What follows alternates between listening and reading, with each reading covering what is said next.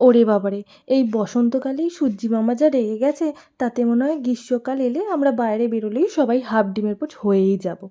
এই যে দুপুরবেলায় ঘুরতে বেরিয়ে পড়েছি ৩ মহিলা মিলে। আমি বেরোবো আর আমার এই ২ সাগরেদ থাকবে না, তাও আবার হয়? দেখো ঘড়িতে কিন্তু এখন দুপুর ৯টা বেজেই গেছে। আমরা ৩ জনে যেখানেই থাকি, আমাদের সময় সেখানে যেমনই চলুক, সময়টাকে সুন্দর করে নিতে আমাদের বেশিক্ষণ টাইম লাগে না। ছিলাম উলুবেড়িয়ার কালীবাড়িতে। দুপুর থেকে এখন বিকেল গড়িয়ে গেছে আর আমাদের ৩ জনের এখন ফটো তোলা শুরু হয়ে গেছে। ও বাবা! আমাদের এই ক্যামেরা ওম্যানগুলোর যে এখন ছবি তোলাই শেষ হচ্ছে না। আমাদের মতো এই ৩ মূর্তিও ঘুরতে চলে এসেছে।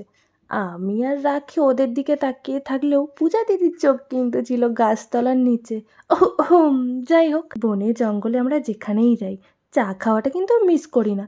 কিন্তু এই চায়ের কাপটা মিল্টনের যে বোতলের চিপিগুলো হয় তার থেকেও মনে হয় ছোটও বানিয়েছে।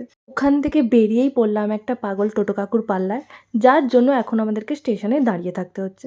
যাই হোক, যেটা হয়ে গেছে সেটাকে তো আর ঠিক করতে পারবো না, তাই যেটা হবে সেটার কথা ভেবে আমরা চলে গেলাম একটা সুন্দর রেস্টুরেন্টে।